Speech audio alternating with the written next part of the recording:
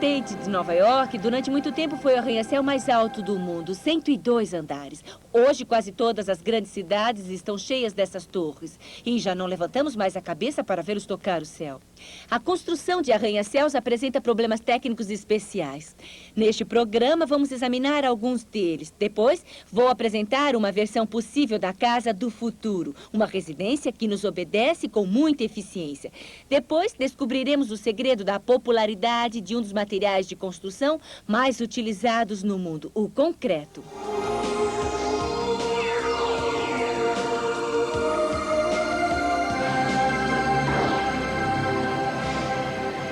Temos muito o que criticar nas cidades modernas. Superpopulação, congestionamento, insalubridade, barulho, o fim dos espaços verdes, criminalidade. A lista é longa. Parece que há a tendência de fugir do centro das cidades em busca de alguns metros quadrados de grama nos subúrbios. Viva o cortador de grama! No entanto, estamos assistindo a uma mudança de situação que é fenomenal. O centro das grandes cidades, depois de cair em desgraça, torna-se novamente popular. Um apartamento minúsculo no centro de Paris, Nova York ou Toronto, hoje é algo muito raro e inacessível. Na verdade, mesmo que as opiniões dos urbanistas estejam divididas, o centro da cidade, com todos os seus defeitos, continua a ser o ponto principal da atividade humana. As cidades foram construídas ao redor de grandes praças públicas onde se davam os encontros. Basta pensar na Praça São Marcos, em Veneza. Era lá que se encontravam as pessoas, que se faziam negócios e que se ficava a par das novidades. O movimento natural das populações é convergir para os locais de maior atividade. O mesmo acontece numa reunião. As pessoas se amontoam perto do bar, apesar do calor, apesar do aperto, mas é onde ocorrem os encontros mais interessantes. Não é de admirar que o centro das cidades não pare de crescer. E quando não há mais espaço? Muito simples, constrói-se para o alto.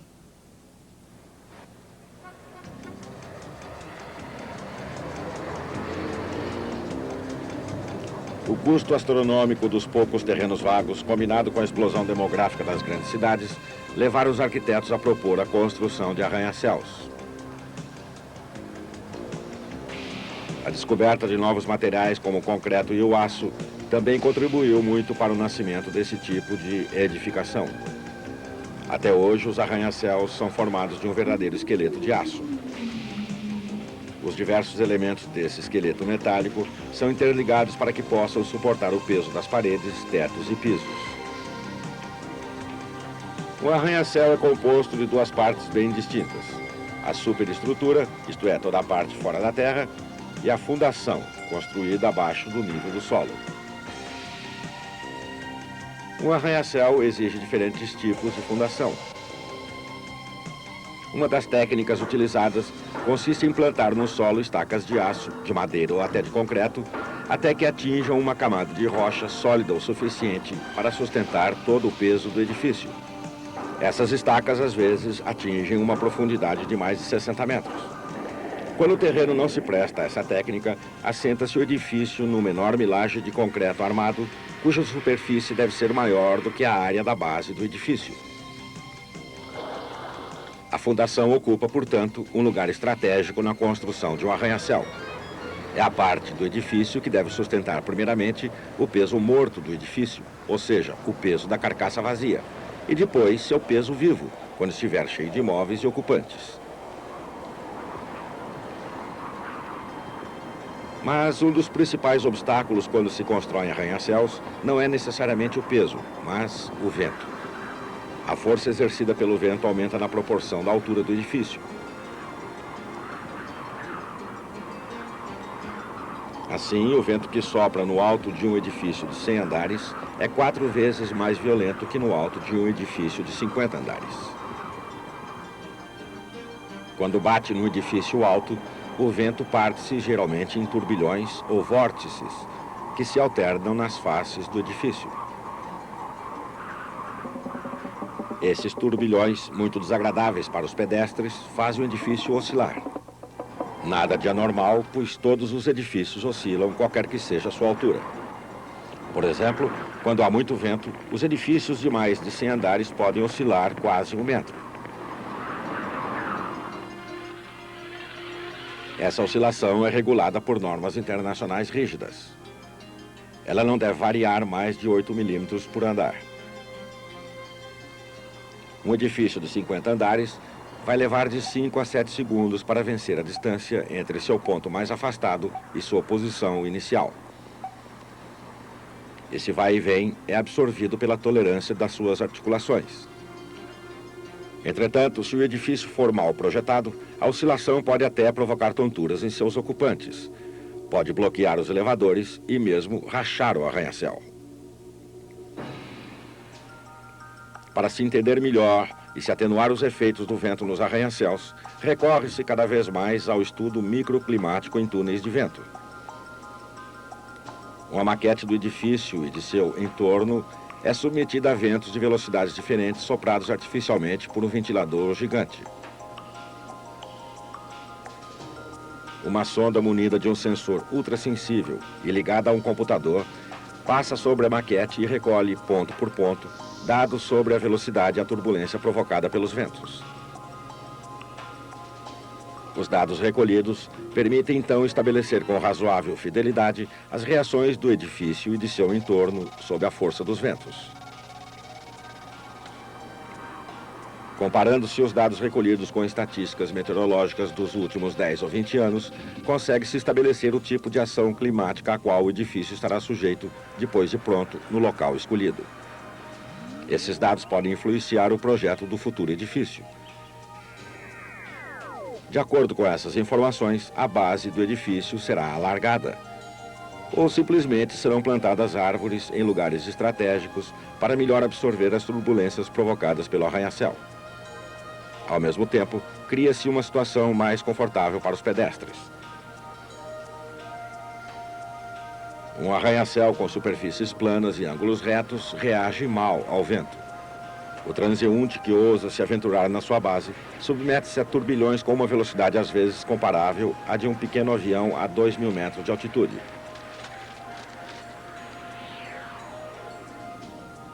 Os testes no túnel de vento também permitem antecipar outros fenômenos como o acúmulo de neve no telhado ou a qualidade do ar da vizinhança. Por exemplo, se ao lado de um edifício houver uma pista de alta velocidade, seria prudente saber exatamente como o trajeto dessa poluição atmosférica afeta o edifício antes de lançar as fundações. Mas um fato persiste. A lei do meio é implacável. O mais alto e mais belo dos arranha-céus logo se tornará um elefante branco se seus locatários não puderem viver, trabalhar e dormir confortavelmente.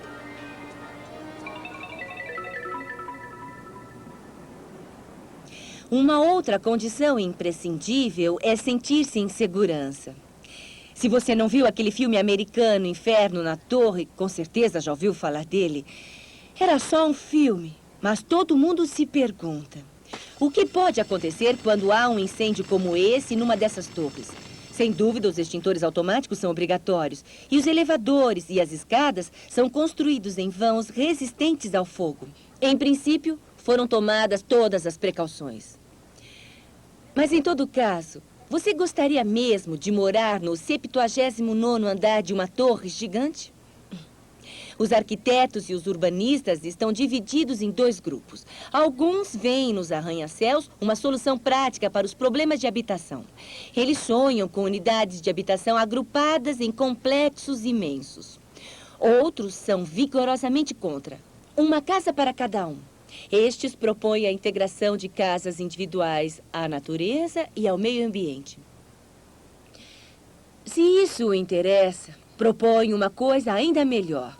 Você pode construir uma casa ecológica. Mas, atenção, você só deve recorrer a materiais saudáveis. Isto é, materiais que não emitem nenhuma radiação ou nenhum gás nocivo. A construção dessas casas relaciona-se intimamente com o local. Leve em conta os ventos dominantes e os períodos de insolação. As casas são concebidas em harmonia com o meio ambiente. Além disso, podem utilizar a energia solar como meio de aquecimento e até gerar sua própria eletricidade. Fique tranquilo, essas casas adaptam-se muito bem aos climas temperados ou frios. A casa ecológica exige uma tecnologia tão simples e realista que você pode arregaçar as mangas e mãos à obra.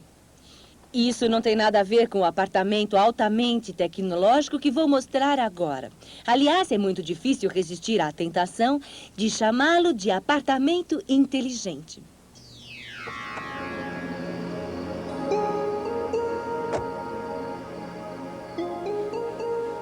Antigamente, chamavam logo um padre ou um feiticeiro para afastar os maus espíritos. Amanhã, perguntarão como alguém podia viver de outra maneira. Hoje, fala-se de casa inteligente. Seu cérebro está aqui. É um computador ligado aos diferentes aparelhos da residência. Aos interruptores, às tomadas elétricas, ao sistema de segurança, aos equipamentos de controle de temperatura e umidade. Esse diagrama representa a rede de nervos que liga cada sistema da residência ao computador. Todos os circuitos convergem para o quadro de relés. Nesse quadro, microprocessadores, semelhantes aos das calculadoras ou dos relógios, ativam os relés e os reostatos de acordo com as ordens do computador. Programam-se diferentes sequências em função das necessidades do usuário. Ele pode ativar essas sequências de um terminal portátil, de um telefone ou de um computador pessoal. Vejamos a sequência do despertar matinal. Basta indicar ao computador a que horas ele deve ativar o programa e pronto. 10 minutos antes do despertar, a temperatura da casa se reajusta. A água quente correrá do chuveiro para umedecer a atmosfera do banheiro e aquecer os ladrilhos do chão. Por sua vez, as cortinas automáticas se abrem. O aparelho de som começa a tocar uma música agradável e a interface vocal do computador deseja bom dia. Em seguida, a água do chuveiro é aquecida à temperatura adequada, depois as saídas de ar aquecem as toalhas. Quando o banho terminar, o café estará pronto. Memórias ligadas a sensores e a detectores registram dados como as variações de temperatura e a insolação. Esses dados são relacionados a outros, como a presença ou a ausência de ocupantes. Durante o dia, se a casa estiver vazia, o computador regula a abertura das cortinas e o funcionamento do aquecedor e do umidificador. Tudo para reduzir o consumo de energia. O computador também leva em conta a chegada dos moradores. Ele regula os diferentes sistemas para assegurar o máximo conforto.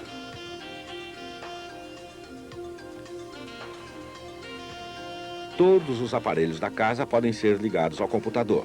Eletrodomésticos que consomem muita energia, como lava-louças ou a secadora, funcionarão durante a noite, quando é menor a demanda de eletricidade. É ainda durante o sono, quando as tarifas são mais baixas, que a telecopiadora, cuja memória foi alimentada na véspera, expedirá a correspondência. O usuário de uma casa informatizada pode controlar tudo pela tela de seu computador. Pode saber que aparelhos elétricos estão funcionando, se as portas estão trancadas e saber ainda o número de horas de uso dos vários sistemas. Certos aparelhos podem ser programados em sintonia com outros. Assim, o aspirador para quando soa o telefone ou quando o bebê acorda.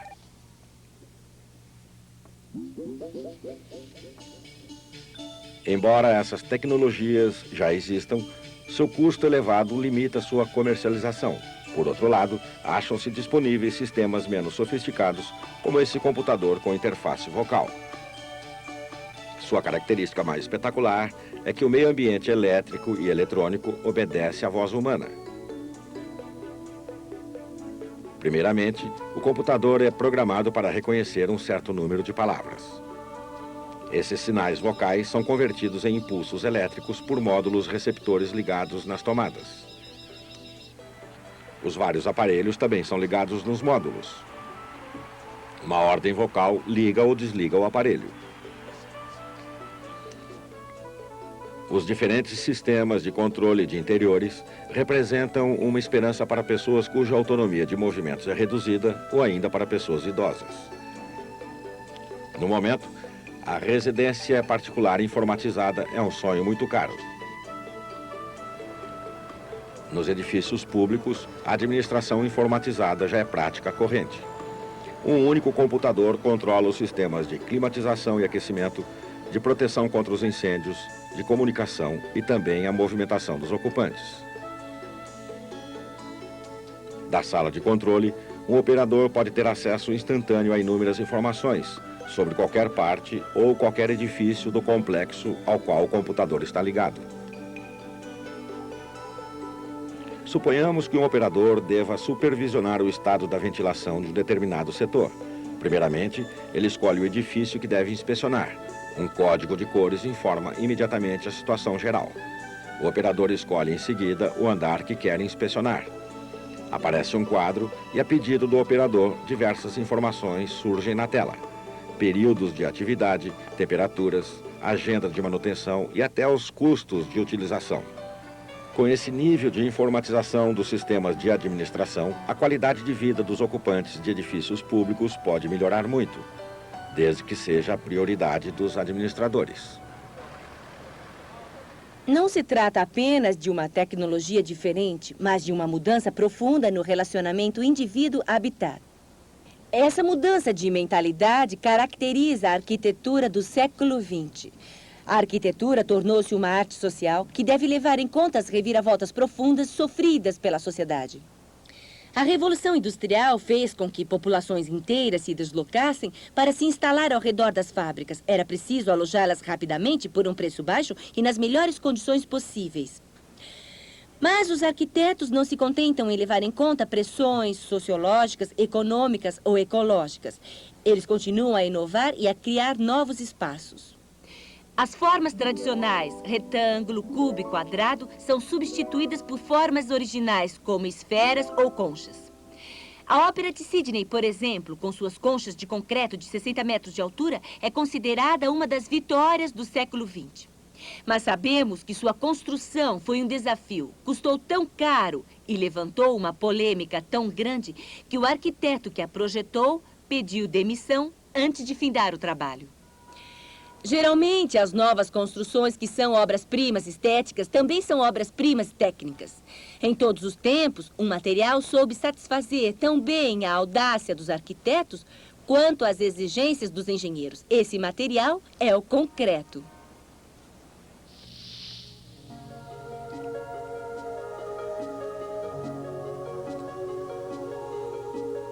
Já na antiguidade, o concreto era utilizado na construção de prédios. Monumentos deixados pelas civilizações gregas e romanas provam isso. Esse material inerte, não combustível, resistente ao calor e ao frio, reconquistou sua popularidade no último século. Hoje, o encontramos sob todas as formas arquitetônicas, numa infinidade de acabamentos e de cores. O concreto é produzido com uma mistura de areia, cascalho ou pedra britada, tudo ligado com cimento e água. Os egípcios, entretanto, não utilizavam o cimento, mas o gesso, como liga hidráulica. Os fenícios, os gregos e os romanos utilizavam a cal.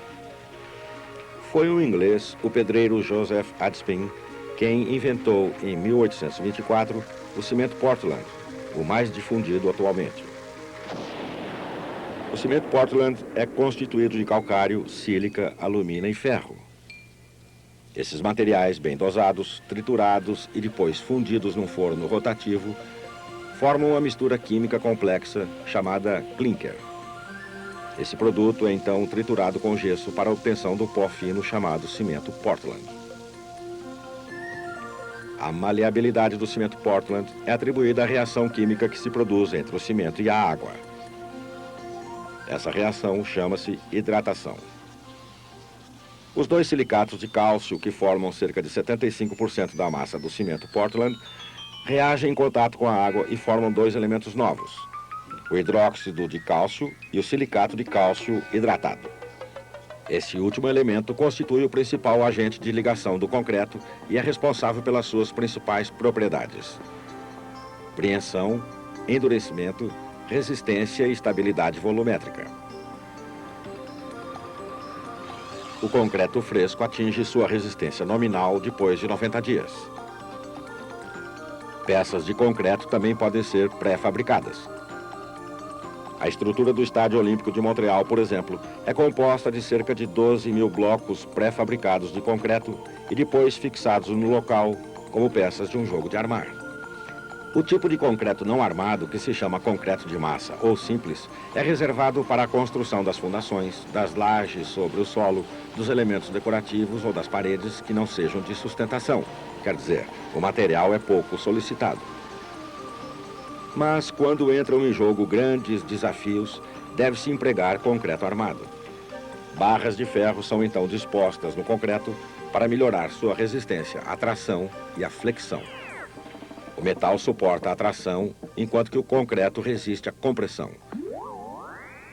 A principal vantagem do concreto armado é que ele nunca rompe bruscamente. Se está com uma sobrecarga, ele fissura e a argamassa é retida pela armação de metal. Ainda mais sólido e mais resistente, o concreto protendido é empregado quando o material deve ser leve ou perfeitamente estanque. É o caso das vigas de pontes ou de viadutos, de reservatórios de água, de túneis submarinos ou das caixas de reatores nucleares. O concreto protendido é obtido pela tração de cabos de aço que em seguida são mergulhados no concreto. Depois do endurecimento do concreto, a tração é afrouxada, o que cria uma força de compressão. O uso desse concreto reforçado apresenta várias vantagens. Permite construções leves e de formas ousadas. A perfeita compactação do material impede qualquer fissura. Os 12 mil blocos pré-fabricados do Estádio Olímpico de Montreal foram moldados com 71.500 metros cúbicos de concreto e cerca de 1.000 quilômetros de cabos de aço. Quando o concreto é usado embaixo d'água, aplicam-se os mesmos princípios de base.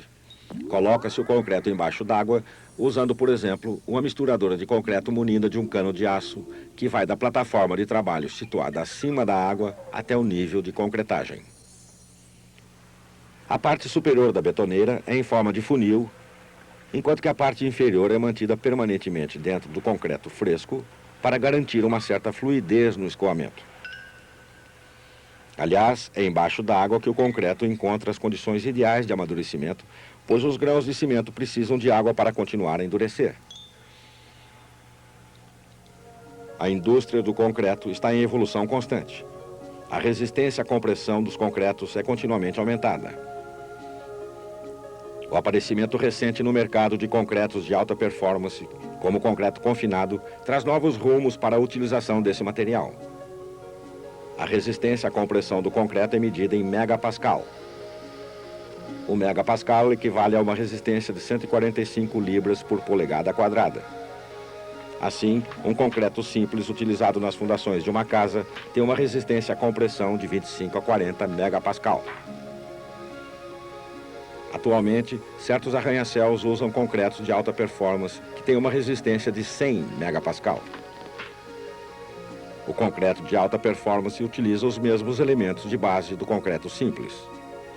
É a dosagem desses elementos que faz a diferença, como também o acréscimo de certos materiais especiais, como os superplastificantes, que permitem melhorar a dispersão do cimento. Vencendo todos os dias novos desafios técnicos e estéticos, o concreto, com suas cores extravagantes e suas linhas audaciosas, torna-se um material digno da criatividade dos arquitetos. No curso da história, os grandes estadistas deixaram traços de sua passagem sob a forma de megaconstruções. O Versalhes de Luís XIV, o Estádio Olímpico de Jean Drapeau, a Ópera da Bastilha de Mitterrand. Um arquiteto do século XX imaginou e projetou uma gigantesca bola de vidro que poderia cobrir Manhattan. Que chefe de Estado será megalomaníaco para transformar esse sonho em realidade?